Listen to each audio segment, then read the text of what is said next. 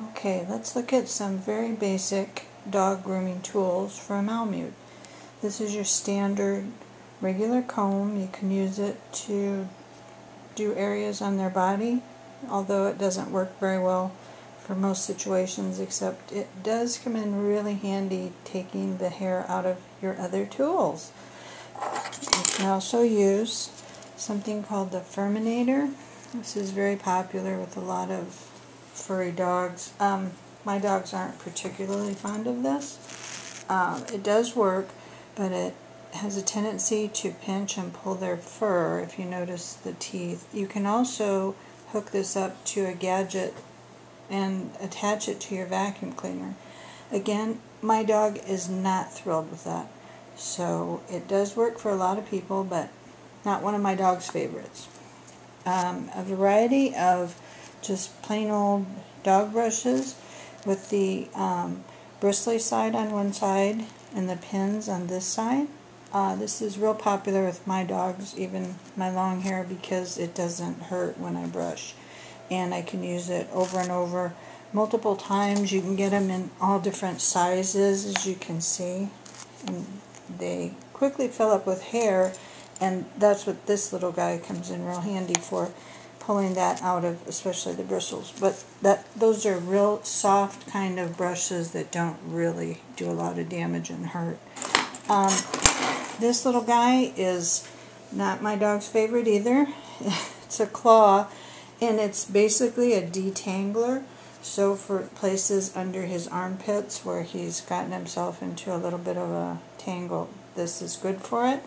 I prefer using this little one so he doesn't see it coming and he doesn't get quite as uptight about it. Then I've got some standard rake type.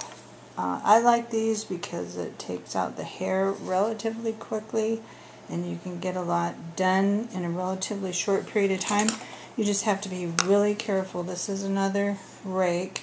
You just have to be real careful not to go over too hard on surfaces like their joints or pull, because you can end up with a dog that is fighting you the whole time. So the important thing when you're doing any of these instruments of torture is to do them as gently as possible and as quickly as possible.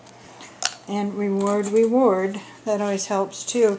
This little guy is a shedding tool, and sometimes when I'm all done, I think they even use these on horses, when I'm all done with his long hair, I just streak this over him like multiple times outside and give the birds lots of nesting material as I get off loads and loads of like the free hair that didn't come off and get into the brush.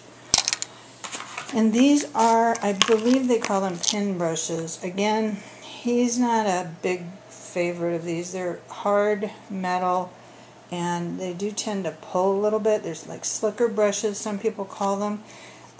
They do work, and I will use them on certain parts of him, but I use mainly the rake, and then I use the regular bristle brushes for the most part. I use a pair of regular hair cutting scissors for his legs and feet, and we trim those about every couple weeks because he grows a lot of fur between his toes, and his feet pick up mud and things like that if we don't do that with his long hair. And of course the infamous nail trimmer.